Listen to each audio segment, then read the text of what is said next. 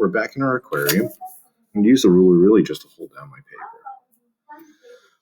Now, we're going to add some sea life all around, but I'm going to start with something very, very simple, and that's just going to be some seaweed. Seaweed kind of ebb and flows. That means it moves with the ocean. And as I make it, it's going to slowly get smaller and closer together and shorter until we get to the end. Okay? Over here, I'm going to do the same thing. It's going to be small and close together. And then it'll slowly get larger.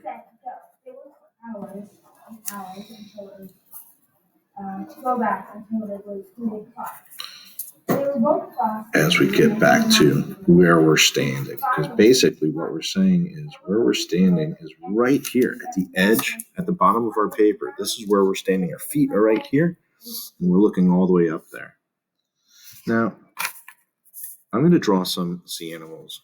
You don't have to draw these, but I want you to see how I think and how I'm going to break down these animals. First animal that I'm going to draw is a shark.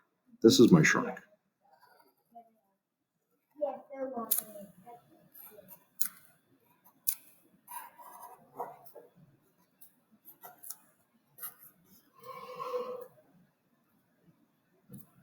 All right, time for the final features. That's my shark. This is how I came up of drawing a shark that way. I started with thinking that a shark's body looks like a comma, but it's like a bubble letter comma. Okay? So what I do is I take that comma, that bubble letter comma, and I twist the bottom because I want to give my shark more movement. See how we did that? And then I simply go through and I add some V's for our shark fins. You add a nice big fin in the back.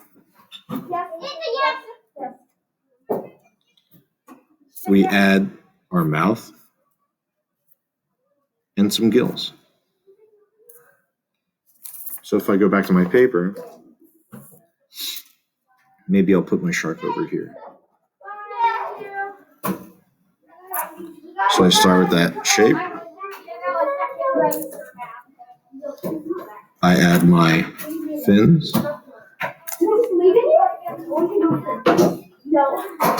I'll add my eyes, my mouth, and my eyes, and my gills.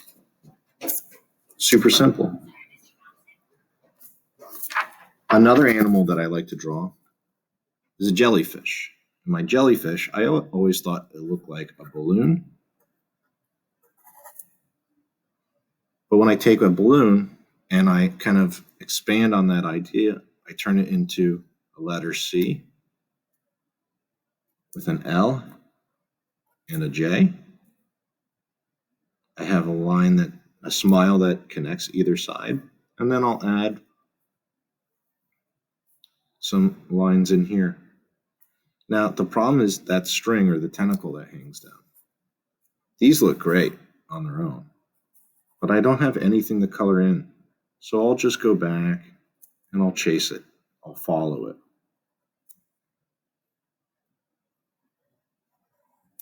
Maybe I will keep some of those just hanging there, but I wanna make something that I'm going to be able to color. So we'll add that jellyfish over here. Start with the letter C. Have the line curve out.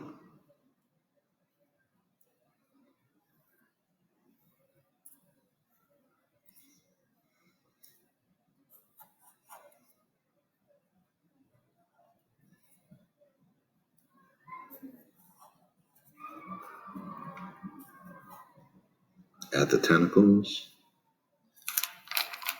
One of my favorite fish to draw is a angelfish. These guys kind of look like arrowheads. In Finding Nemo, they had an angelfish in the fish tank. If you remember, its name was Gil. Pretty funny. I'll add a uppercase L, upside down uppercase L, or a backwards 7. And then I'll just give it a tail.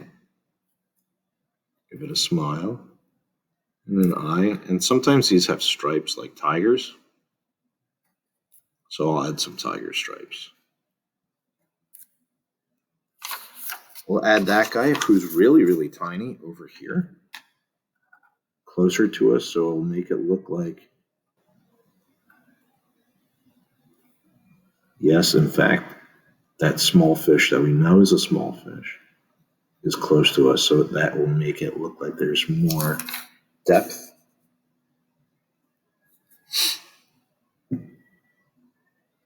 Okay. Now, the last thing that we're going to draw together before I want you to move on your own is going to be a sea turtle.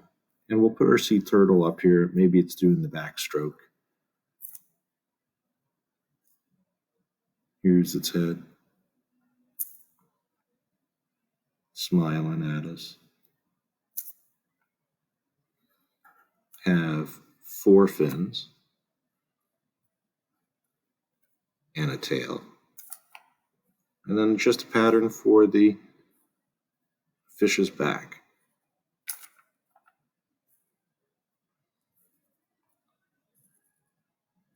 Perfect. So that's basically what I'm adding to my underground aquarium. Now, I've provided a bunch of other pictures that are on here for you to pick from. If you have other favorite sea animals, like my favorite shark is the hammerhead shark, but I wasn't able to really draw it right now because those are rather tricky to draw. They're funky looking. If you want to add something else to this picture, go for it.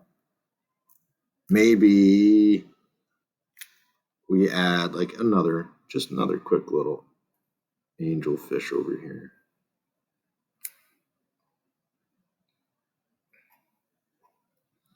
Maybe you want to add a starfish on the ground over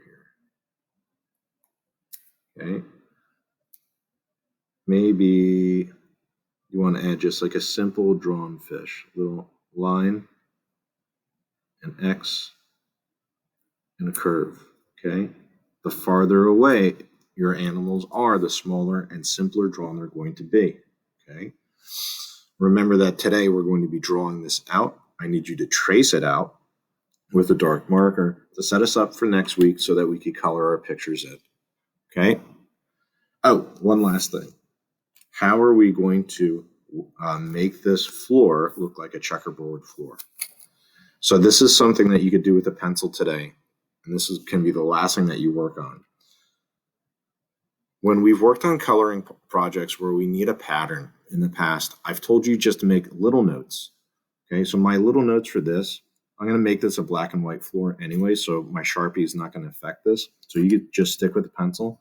I'm going to put an X in the areas that I know I'm going to color in, and then the ones that are blank, those are the areas that are going to stay white.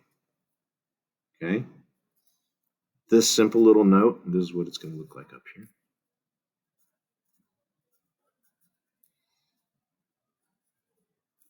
These little notes, those little X's or lines, whatever you're putting in there, it's going to help you out so much just by easily going through like, oh, I have to color those in. Okay, so just try and make those notes today. That should be the last thing that we do, and then move on next week to the coloring part.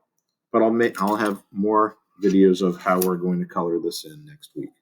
Okay, have fun with this, guys. Can't wait to see what we create.